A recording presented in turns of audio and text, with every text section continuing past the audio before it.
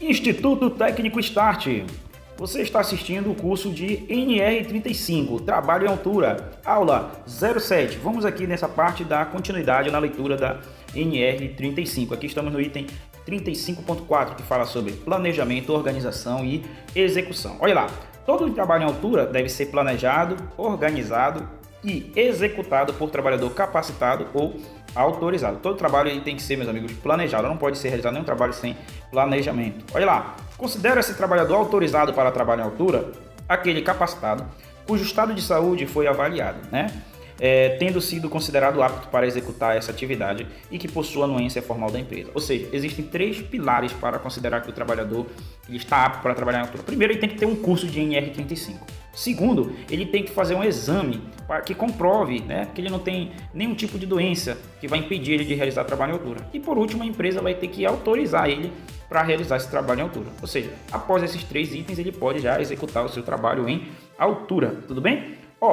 Vamos ainda dar continuidade aqui no item 35.4.1.2. Cabe ao empregador avaliar o estado de saúde dos seus trabalhadores que exercem atividade em altura, garantindo que os exames e a sistemática de avaliação sejam parte integrante do Programa de Controle Médico e de Saúde Ocupacional, PCMSO, devendo estar nele consignados a avaliação, seja efetuada periodicamente, considerando os riscos envolvidos a cada situação. Geralmente é anual essa avaliação, mas dependendo da atividade pode ser em um tempo menor do que um ano. Pessoal, a avaliação desse exame tem que ser o exame periódico.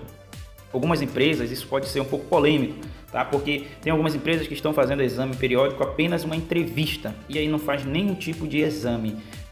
Mas isso é um risco que a empresa corre, uma vez que o trabalhador pode já entrar dentro da empresa com alguma doença, e aí desenvolver e agravar mais, por exemplo, um problema de coluna. O trabalhador já entra com esse problema de coluna, começa a exercer atividade, após um ano, esse trabalhador informa que está com problema de coluna e fala que foi por conta de exercer atividade ali dentro da empresa. Aí a empresa pode falar que não, mas o trabalhador ele tem a prova, que foi aquele exame, que foi só aquela entrevista que foi dada, e aí aquela entrevista diz que ele está apto, e aí vale o que está no exame. Então é um risco que a empresa toma fazer exame admissional sem ser exame mesmo, só aquele exame de entrevista, Então cuidado aí as empresas, tá legal? Seja realizado um exame médico voltado às patologias que poderão originar mal súbito de queda em altura, considerando também os fatores psicossociais, ou seja, verificar a questão do coração, diabetes, qualquer coisa que possa impedir que esse trabalhador venha realizar trabalho em altura. Esses exames têm que ser focados para essa área, ok? Outro item que diz, a aptidão para trabalho em altura deve ser consignada no atestado de saúde ocupacional do trabalhador. A empresa deve manter cadastro atualizado que permita conhecer a abrangência da autorização de cada trabalhador para trabalho em altura. Ou seja, quando eu verificar e fazer uma inspeção sobre a documentação dos trabalhadores, eu vou conseguir identificar quem pode e quem não pode realizar trabalho em altura.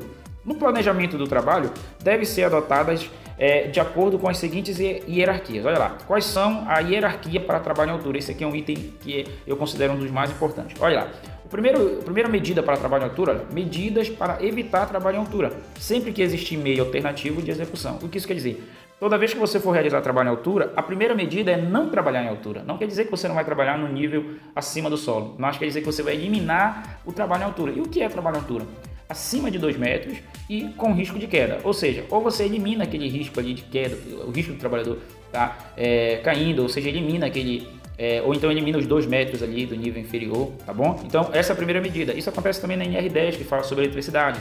A primeira medida de segurança para trabalho com eletricidade é trabalhar de forma desenergizada, ou seja, não trabalhar com o circuito energizado, ou seja, não trabalhar com a eletricidade em si. Se não der para fazer isso, você vai para o plano B. O plano B seria medidas que eliminem o risco de queda dos trabalhadores, na impossibilidade da execução do trabalho de outra forma, ou seja, tu vai prender o trabalhador de tal forma que ele não vai conseguir realizar, não vai conseguir cair. Se não der, vai para o último caso, que é medidas que minimizem a consequência da queda, quando o risco de queda não puder ser eliminado, ok? Muitas das vezes, por exemplo, o cara que é eletricista, ele vai estar trabalhando nessa situação, ele vai ter o risco dele cair, mas a gente vai tentar minimizar o risco dessa queda. Essa imagem aqui mostra isso, A primeira imagem aí em cima, o rapaz que está trabalhando, ele não consegue, nem que ele queira, ele não consegue cair porque ele está com ponto de ancoragem ali, a gente vê dele está bem perto, então ele não chega nem na borda do prédio, Então a gente conseguiu eliminar o risco da queda. Outra medida aqui, que já é o plano C, ele já vai se aproximar da borda, tá? Então tem um risco de queda. Só como ele está preso, então a gente minimiza o risco de queda aí, tá? Diminuindo, no caso, o fator de queda que foi visto aí na aula anterior. Tudo legal? Vamos avançar. Todo trabalho em altura deve ser realizado sob supervisão, cuja forma será definida pela análise de risco de acordo com a peculiaridade e atividade. Ou seja, não se pode realizar nenhum serviço em trabalho em altura sem uma supervisão. A execução do serviço deve considerar influências externas, que possam alterar as condições do local de trabalho já prevista pela análise de risco. Ou seja, você pode realizar um trabalho sob chuva, por exemplo, então a gente tem que verificar não só o risco de queda, mas verificar outros riscos que podem interferir na nossa atividade. Vamos adiante. Todo trabalho em altura deve ser precedido de análise de risco, ou seja, só posso realizar trabalho em altura após a realização de uma APR.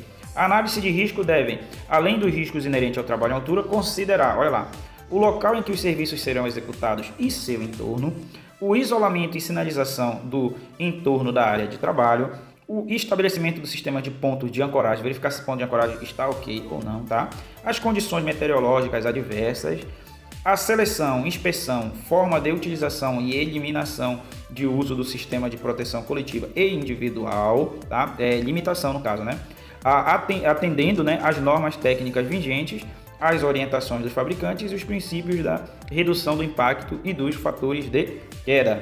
O risco de queda de materiais e ferramentas, tudo isso tem que ser analisado na minha análise de risco, tudo ok?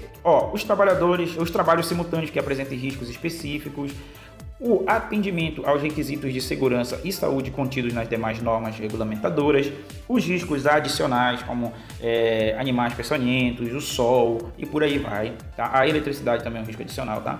As condições impeditivas, por exemplo, a gente vai definir, com chuva não se trabalha, isso é uma condição impeditiva, tem que estar explicado isso daí lá na APR.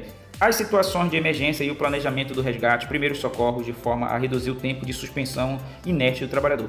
O trabalhador ele não pode ficar muito tempo pendurado, tá bom? Porque isso, quanto mais tempo ele fica pendurado ali, a circulação dele vai diminuir, tá? E o risco também, se ele caiu por um choque elétrico e ficou pendurado, se tiver uma parada cardíaca, ele vai ter em média ali de 3 a 5 minutos de vida, então não pode ficar muito tempo para fazer o resgate.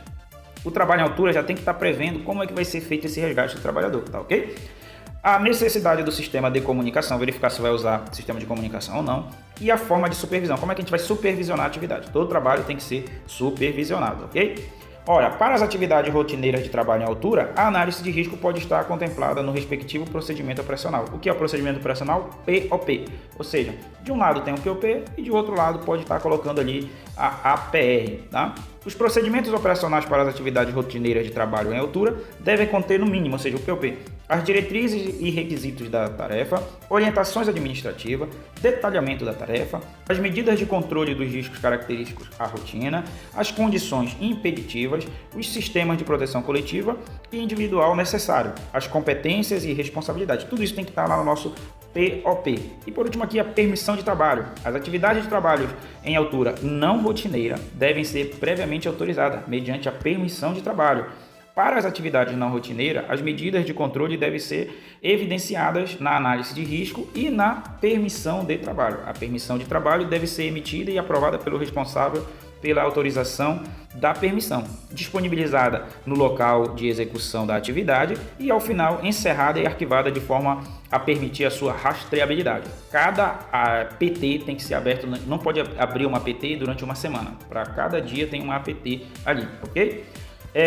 A permissão de trabalho deve conter os requisitos mínimos a serem atendidos para a execução dos trabalhos, as disposições e medidas estabelecidas na análise de risco, a relação de todos os envolvidos e suas autorizações. A permissão de trabalho deve ter validade limitada, olha o que a gente falou, a duração da atividade restrita ao turno de trabalho, podendo ser revalidada pelo responsável pela aprovação nas situações que não ocorram mudança nas condições estabelecidas ou na equipe de trabalho.